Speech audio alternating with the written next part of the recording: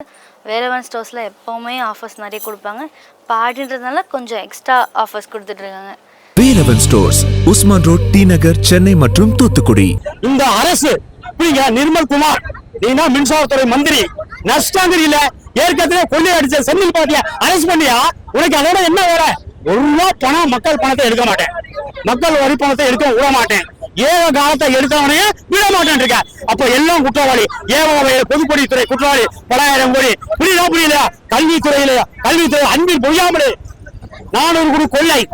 அதாவது பிரைவேட்டுக்கு பள்ளிக்கூடம் ஆரம்பிக்கிறதா 50 லட்சம் ரூபாய் பணம் வாங்கிட்டாப்ல. எவ்வளவு இயர் ரெனியூல் பண்ணணும். அப்ப 5 லட்சம் வாங்கியிருக்கிறார். அப்ப நீ அன்பில் பொய்யாமலே குற்றவாளி. அந்த பணத்தை பறினி. உனக்கு ராஜ்மோகன் உன்னுடைய வேலை என்ன சார்? 12 அரசு பள்ளிக்கூடத்தை மூடிட்டான் சார். 15 சிபிசிஐக்கு பர்மிஷன் கொடுத்துருக்கான். யாரை கேட்டு கொடுக்குற?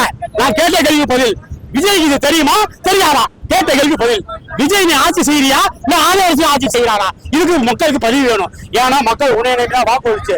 ஆதரவு எங்களுக்கு தெரியாது, நிர்மல் குமார் தெரியாது, ஜான ஆரோக்கியதாஸ் தெரியாது, புரியுங்களா? எவரையும் தெரியாது, விஜய் தான் தெரியும். உங்களை நம்பி நாங்க வாக்கு செய்ய. நீங்க செய்ய வேண்டியது இலவசம் வேண்டாம் சார். மதுபானம் தடை செய்ய. சமைச்சு கல்வித்துறையை பிரைவேட் ஆக்காதே, அரசுடைமையாக்கு. இப்ப என்ன பண்ண போறாங்கன்னா மதுபான கடைய எபல் 2 எபல் 3 இத வரி கம்மியா இருக்குன்னு புரியலையா? அங்கேயே குடி அங்கேயே படு, கொண்டாடிய தேடி போகாத, இப்படி ஒரு திட்டத்தை ஒத்துட்டாங்க. நான் என்ன சொல்றேன்னா அந்த துறை சார்ந்த அமைச்சர் விஜய் தான் மதுபான பிரிவு, விஜய் தான் அரசர். புரியல? 60 சாராயால இருக்கு, எல்லாருக்கும் தண்ணி வழங்குற, குடிக்க மனுஷனுக்கு தண்ணி இல்ல. மதுபானத்தை நீ தடை செய்யணும். நீ வளர்ச்சி செய்ய பாக்கெட் சாரையும் கூட போறான் சார். நான் சொல்றவங்க புரியுதா? மதுபானத்தை வச்சுதான் ஆட்சி செய்யணும்னா நீ ஆட்சியிலே இருக்க வேண்டிய அவசியமே கிடையாது. ஒரு நாளைக்கு 105 கோடி வருமானம் இந்தியா தமிழ்நாட்டுல. அரசுக்கு 3வது வருமானம் டாஸ்மாக். மொத்த வருமானம் 31 கோடியே 19 லட்சத்து சம்திங் 594,000 தான் வருமானம். இதை வச்சுதான் வரவு செலவு பண்ணணும். மதுபானம் இல்லைன்னா நான் ஆட்சி செய்ய முடியும்னா நீ வீட்டை நீ ரிசைன் பண்ணிட்டு போயிடலாம். அதுக்கு துறைக்கு ஒரு அமைச்சர் தேவையில்லை. நான் என்ன சொல்றேன், டெவலப்மெண்ட் பண்ணாத, மதுபானத்தை டெவலப்மெண்ட் பண்றத நிப்பாட்டிக்க. நீ எபல் 2 எபல் 3 எல்லாம் க்ளோஸ் பண்ணு.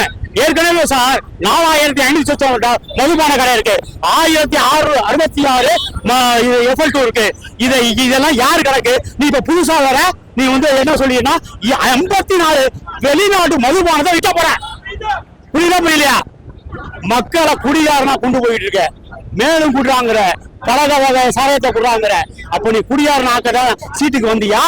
இந்த தமிழ் மண்ணை திருடுறான், மலையை திருடுறான், மேகதாதுல அணையை கட்டக்கூடாதுடா டி.கே. சிவகுமார். நீ ஏன் கரண்ட் கொடுக்குற? நீ ஏன் கர்நாடகாவுக்கு மண்ணு கொடுக்குற? நீ ஏன் ஆந்திராவுக்கு மண்ணு கொடுக்குற? நீ ஏன் மலையை உடைக்கிற? எந்த ஸ்டேட்டுக்கும் இந்த மண்மரம் போகக்கூடாது. இதைத்தான் சீமா நாங்க சொல்லிக்கிட்டே இருக்கோம். எங்க கொள்கை என்னன்னா, நாங்க லஞ்சம் வாங்க மாட்டோம் சார். எங்களுக்கு ஒரு வாய்ப்பு, இந்த மக்கள் இதை புரிஞ்சுக்கணும். இலவச கல்வி, இலவச மருத்துவம். மேகதாதுல அணையை கட்டான். அணையை கட்டி கேளுங்க தம்பி, இங்க பாரு, பார்த்தாதான் பதில் சொல்லுவேன். டி.கே. சிவகுமார் ஏற்கனவே அவன் நீர்வளத்துறை அமைச்சர், இப்ப சிஎம். அந்த துறையை அவன் கையில வச்சிருக்கிறான். இங்க தமிழ்நாட்டுல யார் நீர்வளத்துறை அமைச்சர்? புசியானது. எத்தனை குழந்தைகள் தெரியுமா? எத்தனை ஆளுநர் தெரியுமா? நீ தண்ணிக்கு கஷ்டப்பட்டு போராடுற நீட்டுக்கு நீ ஜனநாயகனுக்கு திருவிழா கொண்டாடுற. உனக்கு அறிவு இருக்கா? நான் கேட்ட கேள்வி பதில். தமிழ்நாடு ஆள வந்தியா? சிறைத்துறையில் எல்லாரும், அதாவது காமராஜ் சொன்னாரு, அதாவது கூத்தாடிக்கிட்ட நாட்டை கொடுத்தா கூத்தியா வர போயிடுவான்னு காமராஜர் சொன்னாரு. இதெல்லாம் நான் எதுக்கு சொல்ல வரேன்னா, ஆட்சியில உண்மை இல்ல, எல்லா துறையிலும் பிராடு, உண்மை தன்மை இல்ல, உன் மேல நம்பிக்கை இல்ல. மேகதாதுக்கு நீ 3ஆம் தேதி கர்நாடக சிவகுமாரை பார்க்க வேண்டிய அவசியம் இல்ல. அவர் என்ன பிரதமரா? அவர் மத்திய அரசு போய் பாருவாரு. மத்திய அரசு போ. எல்லாம் பிஜேபி அரசு எப்படி போராட்டம் பண்ணா கைது பண்றாங்களோ அதே மாதிரி தான் தமிழ்நாடு அரசு மாணவர்கள் அடிச்சு துன்புறுத்தி இழுத்துட்டு போறாங்க. தேவையில்லாத வேலை. நீ காலையில 7 மணிக்கு இந்த போராட்ட காலம் வந்துட்டேன்.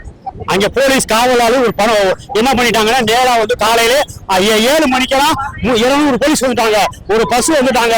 இந்த போராட்ட கால அரெஸ்ட் பண்றாங்களா ஆமதிக்கிறாங்க தெரியல. போலீஸ் பிள்ளைகளுக்கு நம்ம தான் போராட்டம் பண்றோம். புரியுங்களா? நீட்டு தேவையில்லை சார், அது ஒரு கமர்சியல். அதாவது நான் என்ன கேட்கிறேன்னா, நீ மெடிக்கல் சென்டர்ல அட்டை கொடுக்கலாம்ல, அது சட்டை கொடுக்கலாம்ல, நீ என்ன மயில் கொடுக்குற? அப்ப பிரைவேட்ல போய் நீ வைத்தியம் பார்த்து கொடுக்குறியா? மருத்துவ காப்பீடு திட்டம் எதுக்கு? பிரைவேட்ல உள்ளவன்ட போய் பாக்குறதுக்கு தானே அட்டை மாதிரி வேணாம். இலவச மருத்துவம் பண்ணா பண்ணு, நீ பிரைவேட் எல்லாம் வளர்க்காத. நாங்க சும்மா இருக்க மாட்டோம். நீ எல்லாமே பிரைவேட்டா சிஎம்ஐ பிரைவேட்ல விட்டு போயா? புரியுதா? பிரைவேட் இன்ஸ்டிடியூஷன் இருக்கக்கூடாது, மருத்துவ கல்லூரி இருக்கக்கூடாது. இதுதான் சீமானுடைய திட்டம்.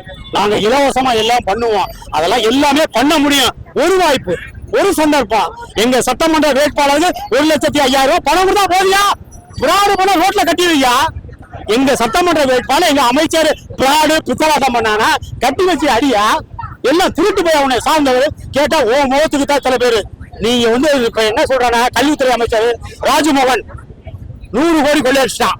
புஷி ஆனந்த் வக்கீல் லாயரை போட சொல்லி 150 கோடி கொள்ளையடிச்சிட்டான். உனக்கு தெரியுமா தெரியாதா? பனையூருக்கு பெட்டி வந்துச்சா வரலையா? நீ தானே சிஎம். புஷிய கூப்பிட்டு நல்ல மனுஷனா இருந்தா நான் ரொம்ப நாளா கஷ்டப்பட்டு எனக்கு மக்கள் வாக்களிச்சிருக்காங்க, உண்மையா நடக்குன்னு சொல்லலாம்ல. லாக்அப் டெத் ஏதாவது சாதாரணமா நடக்குது சார். ஒரு குற்றவாளி அரெஸ்ட் பண்ணா 24 மணி நேரத்துக்கு நீ வச்சுக்க கூடாது. நீ ஏன் லாக்அப் பண்ற? உனக்கு அதிகாரம் இல்ல. கோர்ட்ல கூட ஒப்பற அங்க நீதிபதி சொல்லுவா சட்டமன்ற. இது தவறு. அந்த காவல்துறை ஐஜி தான் பொறுப்பு இருக்கு. சிஎம் கையில தான் இருக்கு. அது சிஎம் இல்ல பொறுப்பு. சிஎம் காவல்துறை கையில வச்சிருக்கல. எல்லா பிராடு பித்தலாட்டம் எது நடந்தாலும் இவர் தான் பொறுப்பு. அழுகுறது சார். நான் என்ன சொல்றேன்னா, நான் அதெல்லாம் மனித நேரத்தில் அது அவரை சார்ந்தது. நம்ம அதை வெளிப்புறத்துக்கு பேச வேண்டாம்.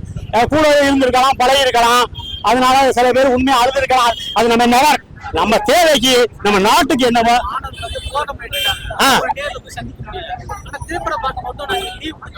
அதாவது இன்னைக்கு தமிழ்நாட்டுல பிரச்சனை எடுத்துக்கிட்டீங்கன்னா ஃபர்ஸ்ட் தண்ணீர் பிரச்சனை, கரண்ட் பிரச்சனை, நீட்டு பிரச்சனை, எல்லாமே பிரச்சனை சார். இந்த பிரச்சனைக்கு தீர்வு காணணும்னா நீ மக்களை சந்திக்கணும்.